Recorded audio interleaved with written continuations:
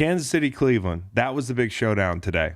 Listen, what does it mean? I think more than anything, it means that Cleveland feels legitimate.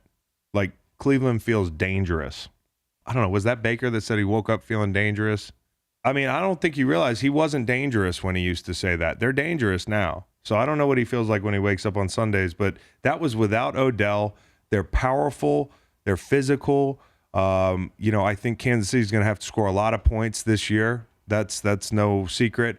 I think Kansas City has been very good defensively, but in stretches. And maybe they can go on one of those runs this year and build towards that. But they're regressing to the mean a little bit, especially with Honey Badger out. So Cleveland more physical earlier.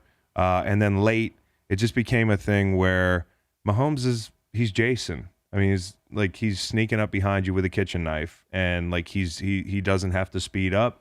I'd almost rather be tied with them the whole game than up. I'd rather, be down a field goal, hanging in there in phase, than being up and having them chase you. Mahomes is now 7-4 as the starting quarterback when he's down double digits in the first half. Which is an insane stat. It's an insane stat. And he wasn't even perfect today. A lot of the big plays they made, his playmakers came back to the ball and adjusted, and it wasn't perfect. And there are issues that late in the game on a third down that was pretty pivotal or could have been very pivotal. I mean, it's hard to get these guys off the field. One of the biggest risks to them getting off the field is Mahomes drifting in the pocket. I mean, there was a Clowney, Garrett. Sandwich there on Mahomes, and that didn't look like it felt very good. Well, that wasn't the offensive line's fault, and I think he knows that. I mean, sometimes you got to take those chances and drift a little bit to make the plays he makes, but those are the things that maybe could pose a threat to them. The protection's better, but I've said this before, Mahomes got to protect himself too. Here's why they're great though. Not just Mahomes being literally a serial killer. And I mean that as a compliment. He's Michael Jordan. And you mean that figuratively? Yeah. Yeah. Yeah. Well, yeah. Because he's not literally killing people serially. No, but there's a band called The Killers. They don't kill people. That's right. So, I mean, anyways, I just feel like it's not just the killer instinct that he has, figuratively speaking. It's also that they have leadership, they have playmakers, they have now a soul, an identity. Like when a team has won and been the places they've been, it hardens that team. And I think today was like a perfect gut check for them out of the gate because they were down. They were getting the ball just run up their ass, figuratively. Chris Jones stepped up. Juan Thornhill stepped up. Yeah. 3rd and 6 late, making a big play. Sorensen stepped up, a guy who's just constantly like the classic, that guy's really involved in a team I watch play all the time, and maybe he's not the most celebrated player, but he's very important to that team. That Baker burn that turned into a game-sealing pick, Sorensen's the guy who comes in and clips his ankle. And you can say what you want about Baker's decision-making. It has to be better in that situation. But Kansas City also did a lot of good things late, especially defensively, stepping up and stopping the bleeding figuratively. Chris Jones lining up at defensive end is a big deal, dude. It is literally a big deal. That when Kyle told me over camp, I was like, hey, who rushes for them? He was like, oh, they kick Chris Jones out. I'm like, they kick him out to defensive end? And it makes perfect sense, dude. I mean, I don't throw the Reggie White name around. But from a mismatch physicality standpoint, let me back up. He's not Reggie White, but what I am saying is that when you put a big body out there that can really run and who's long and who can hump people figuratively, push them by. Vita Vea the other night was out there on Thursday night battling with Tyron Smith. And the hump move, I mean, we saw that multiple times in that game with Vita. Chris Jones at defensive end is a fucking problem. You get out there right end, and Hubbard's standing there, and Hubbard weighs about 290, soaking wet. Chris Jones is like all of 320, I would imagine, and it's twitchy. And he's out there. Tackles don't like that. I'm excited about that. You talk about his speed. Do you recall his 40-yard dash at the combine? I think his dick fell out. Did his dick fall out? That's right. Yeah. Yeah. I mean, you really can't get to his 40 time because it was it's a just blur. all It was a blur. a malfunction. I just want to see the guy run, okay?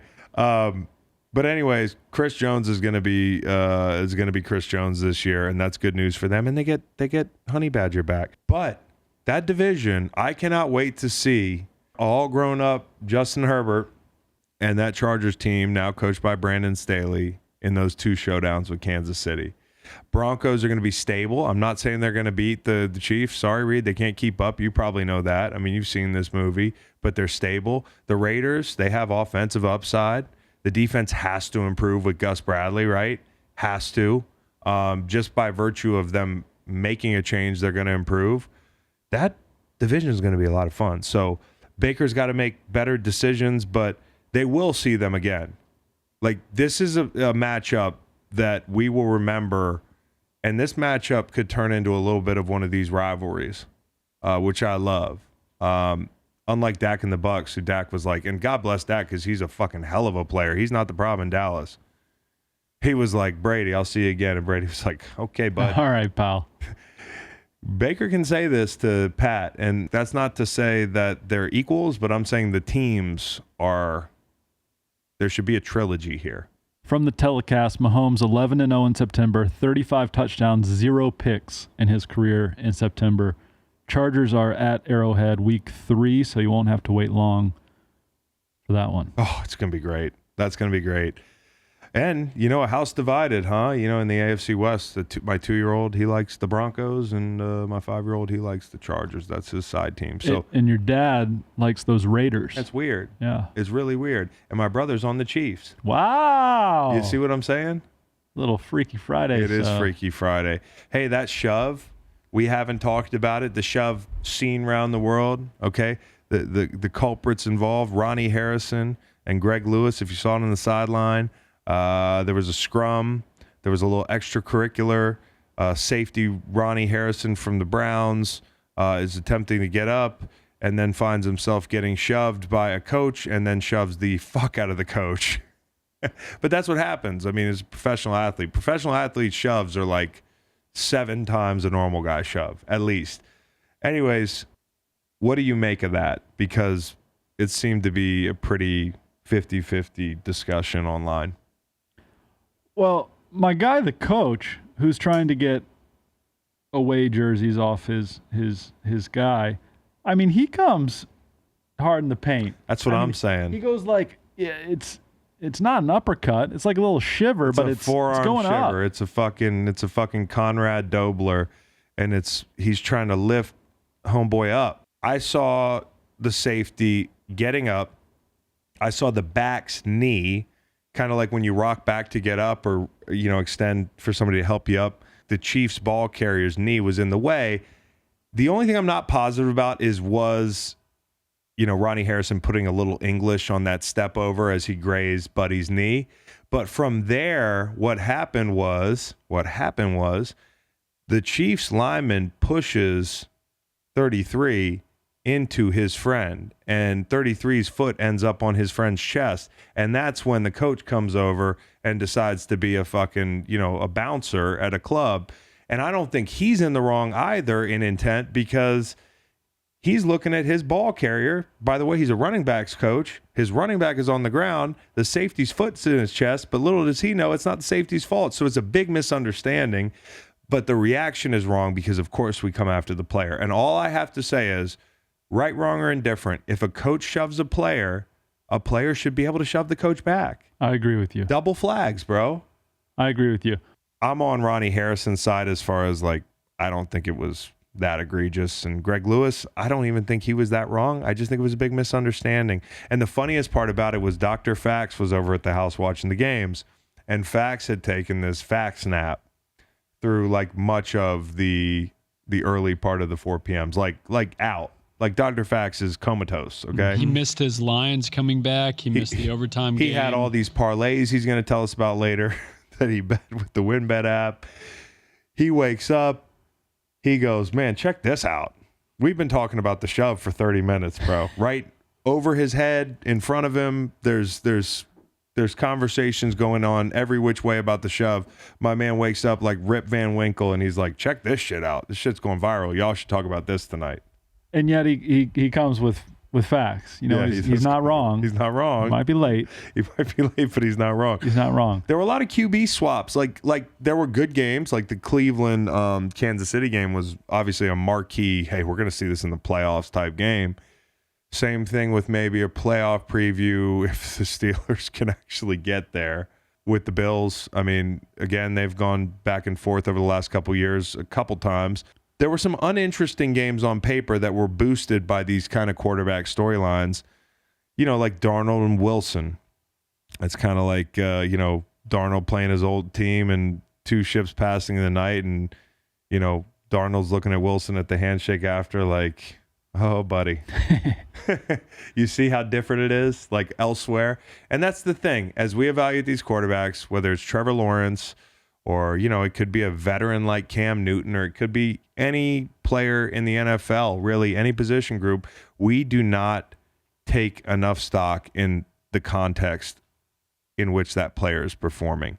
And I got to say, Darnold looked very good today.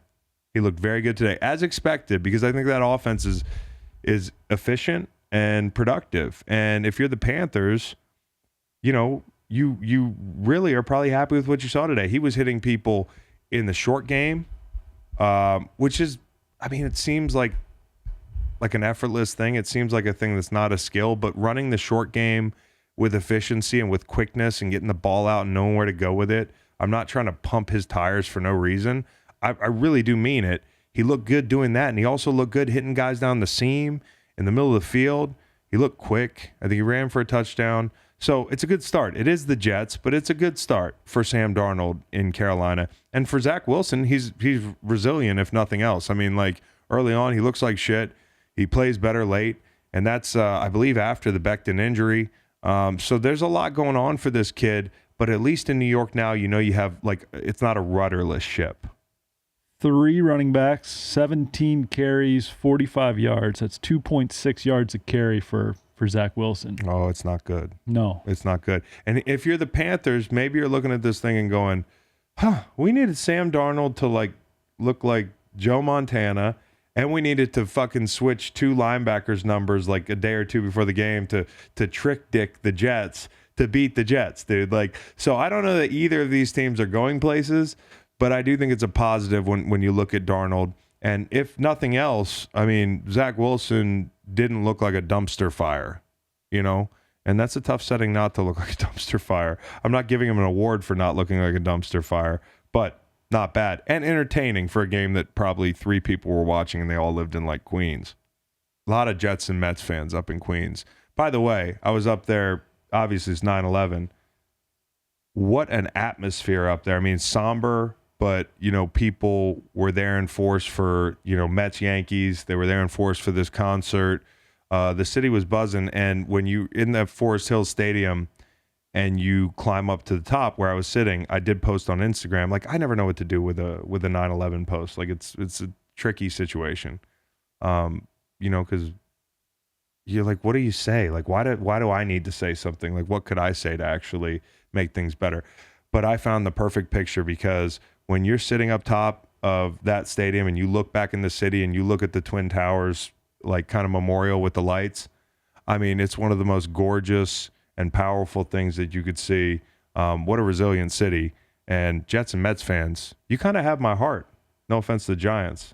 I enjoyed Queens. None taken. I was going quickly. Yeah. I thought that was a stock photograph that you posted. No. On IG. I found that's a impressive. real pic, real AF. So shout out to Queens, shout out to the Jets and Mets contingency. I met a few of them at this beer garden, which was, of course, outdoors, and everybody was like double vaxxed and double masked and all that stuff. And Good. The yeah, straws. yeah, and I was suffocating inside of a trash bag just to be safe. Okay. But yeah, shout out to Jets and Mets fans. Tua and Mac, more AFC East. This was fun, and I want to say this outright. You know, I haven't been, like, incredibly high on Tua. I really like him as a kid. I got nothing against him. I think he's a good player, but I don't think he's as explosive athletically as people think to be as pedestrian as he is in the passing game. And I'm saying that respectfully. He is young. It's year 2. He could improve, but I do see a ceiling when it comes to him. And when I see Mac, I see a ceiling physically, but I don't see a ceiling for that program in a weird way, because I do believe, as I said last week, you're going to be able to pay people around him. He's on a rookie deal. You've got Josh, you've got Bill. Like, he looked really good, and I think Mac Jones ends up being a better quarterback than Tua in the NFL, which I know is not a hot take.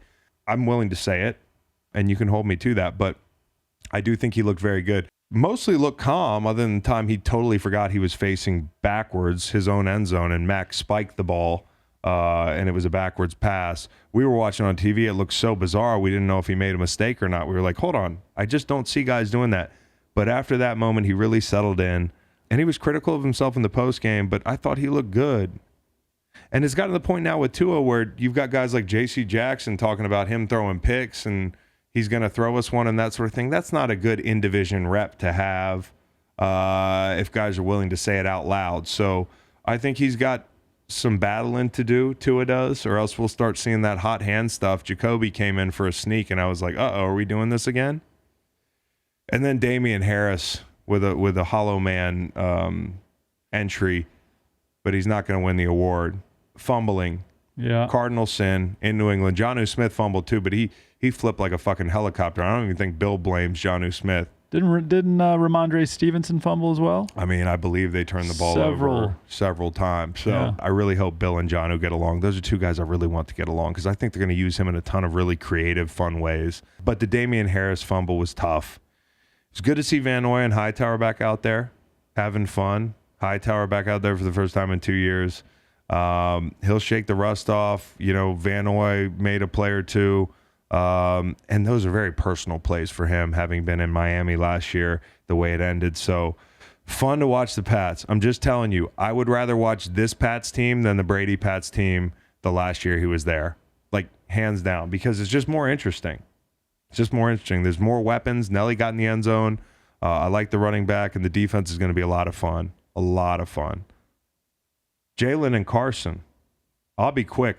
I'm not going to talk about Carson that much because I don't think he was the problem today, but I think he could have been better. And I think more than anything, the Colts could have been a lot better. They just didn't. They were a little bit underwhelming for me. Unprepared even. And maybe because they had a weird August. Yeah. And maybe wait until week 2 to judge him. But it didn't look like the well-oiled machine that I don't want to overreact. We've come to know from those guys. Yeah, I don't want to overreact. I think they're feeling the way out a little bit. I do think there was one thing that kind of stuck in my craw a little bit was watching earlier in the game, and they've got this nice drive to start the game out, and they're ready to punch it in for 6. And instead, on, I believe, 4th and 2, they decide, Frank Reich, who's an aggressive cat, decides we're going to take the points. Now, I don't like that. I don't like that because you're playing an offense like Seattle, who proved to look very good, okay? New offense. Looked good. It stalled a little bit late, but they looked very efficient, very good. But what else is new? Early in the season last year, they looked like they were going to win the Super Bowl. The only thing that they didn't have was a defense, and now they seem to have some more rushers. Developed the kid out of USC's in his 4th year. You don't see a lot of teams developing talent. The guy with the Charles Haley neck brace, kid had a sack or 2. I mean, I really like him. They had some other guys who showed up for them, rushing the edge. So I'm excited. You add that to Dunlap, this is going to be a good football team. Lockett tracking the ball. God, he's a wizard when it comes to that. And what makes them great is when he unloaded on that 69-yard touchdown pass, I didn't even have to panic that it was going to go the right place. Because when he has an opportunity to figuratively, choke the life out of you, step on your throat, figuratively speaking, he does it. That ball falls right where it's supposed to fall.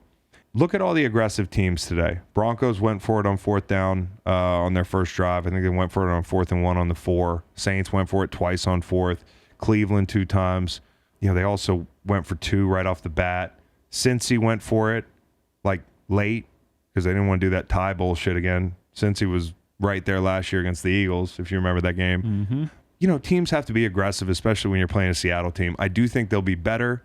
And I think the Seahawks might be better than we thought they were, but it's week 1. We talked about it on Friday. Indy with a bit of a rough start. Home Rams next. Rams currently in a one-score ball game on Sunday night as we speak right now. As we speak. And then at Titans looking a little easier. At Dolphins. We don't at know, Ravens. though. See, that's we don't the thing. know. Yeah, we don't know. But Indy, we said that's the most volatile first month. It could look pretty, could look ugly, and not a great start. Here's the compounding factor, and I paired these guys together like from a talking point standpoint because, of course, we're watching. It was surreal watching two TVs in the lab. You got Jalen on one TV and Carson on the other, and it's like, hey, these two camps have gone their separate ways. I mean, just a few years ago, we were a Super Bowl championship team, and everybody's gone. Carson's gone, and Jalen's starting in Philly and looked very good. I mean, he looked very good. He did exactly, and I want to say this. He looked better than I thought he was going to look. You know, like when he heats up here, don't let me jump on the bandwagon and say I knew it all along, okay? I'm excited about what I saw, especially because I didn't know he had that in him right out of the gates. Now, grain of salt, it is Atlanta. Atlanta does have guys playing playoff bound. Well, I put them in the playoffs based on their offense. What the fuck was that? Yeah. It's like Arthur Stith down there. I'm watching and I'm saying to myself, like, I know the defense is bad, but beautiful touch on the ball to Devontae Smith, friend of the program. You know, Jalen Reagor had a tud. That's great. Arthur Siv. One of them. The Jalen thing, he looked good. He had touch on the ball in that touchdown. I mean, the game plan was friendly for him. Like Sirianni, I thought would like kind of come in guns blazing, doing his thing. But I thought this was an agreeable game plan for Jalen and for Nick. And he tucked the ball and ran when he was supposed to. He didn't just bail out of pockets. Jordan Mailata got paid this week. Mm-hmm. Woo, he got paid. He can buy a lot of Fosters with that. 4 for 64. Good Lord, dude. 41 guaranteed. And the Eagles have a big stretch coming up with the Niners, the Cowboys, the Chiefs, the Bucks, the Panthers. Of course, we don't know what that means, but on paper, that looks tough. So the Colts and the Eagles could have similar records coming out of the first 4 to 6 weeks. And how is that going to affect the narrative in Indy and in Philly, respectively? So interesting to keep your eye on that. Also, it was fun as a side note. It's a guy named Steven Means, who played in Philly for a long time. If you were a Philly fan, like you knew who he was, he would come in the preseason and just dominate. If you were a Philly player, you dreaded practicing against him if you were an O-lineman because he put that big helmet right in your chest. Very powerful, worked his ass off. When he got cut in Philly, I've never seen so many people look like they were going to cry. He's a great guy, and he's a really good player. And Atlanta is just the team for him to get like an opportunity, so he's finally like playing on Sunday rather than just, you know, waiting in the wings in the practice squad.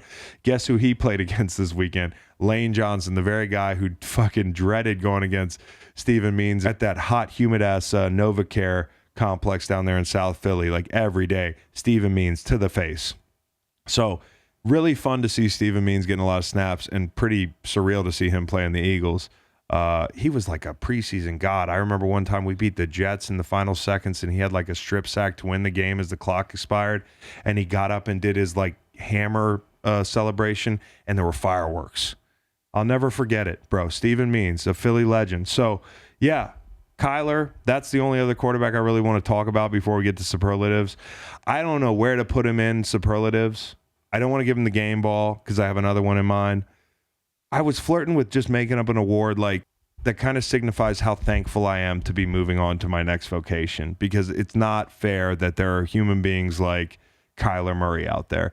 It's not, I was going to call it the Oweh Award because that fucking guy from Penn State who's my size and runs a 4.3 and he's out there at gunner on the punt team.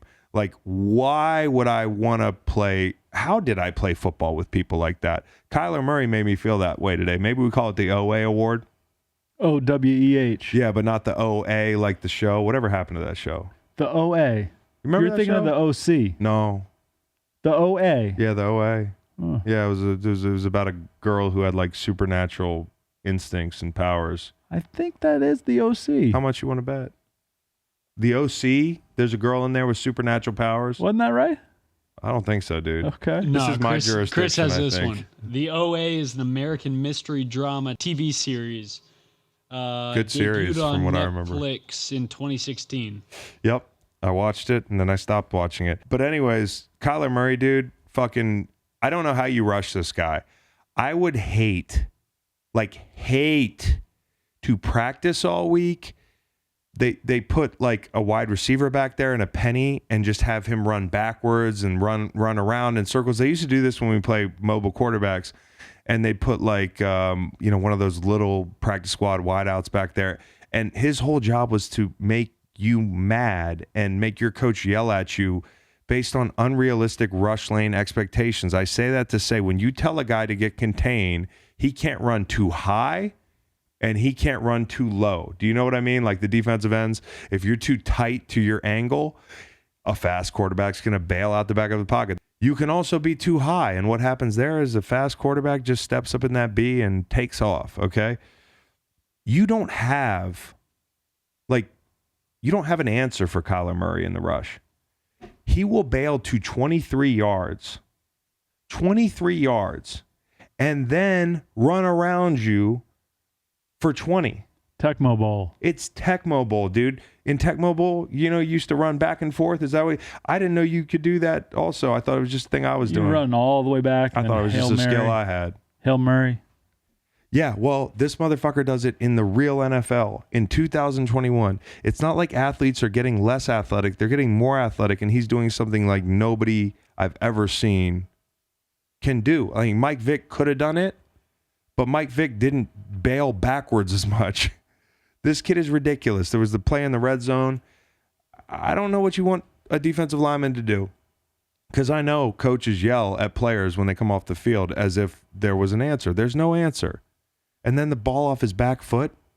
Like, what the fuck is going on? Like, is that it? Are there going to be quarterbacks like Kyler Murray all the time now? Or is it just one Kyler Murray? I'm good, dude. I'd stop short of saying one of one.